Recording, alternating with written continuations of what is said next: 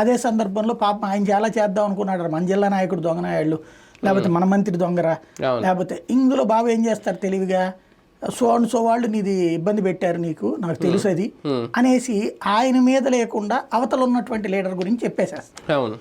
వీళ్ళిక వాళ్ళ వలన నేను దెబ్బతిన్నాను కానీ బాబు గారు అయితే నేను బాగా చూసుకుంటానన్నాడు కదా అనే ఫీలింగ్లో ఉంటారు. అది సైకలాజికల్గా వాళ్ళకు ఉండేటటువంటి ఇష్యూ. మ్యాక్సిమం పోనీయరు.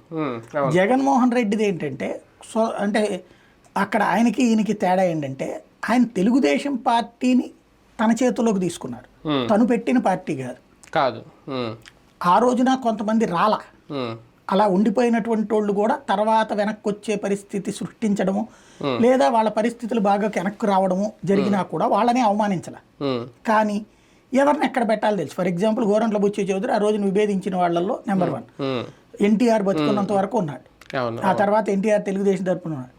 ఆ తర్వాత వచ్చిన గోరంట్ల బుచ్చి చౌదరి క్రిందటిసారి గెలిచాడు, తెలుగుదేశం కష్టకాలంలో కూడా గెలిచాడు, మంత్రి పదవి ఇచ్చారా ఆయనకి?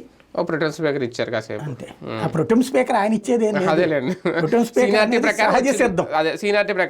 సహజ సిద్ధంగా వచ్చింది అంతే. కాబట్టి అంటే అలాగని ఆయన నేను దూషించడం ద్వేషించరు, చక్కగానే మాట్లాడతారు.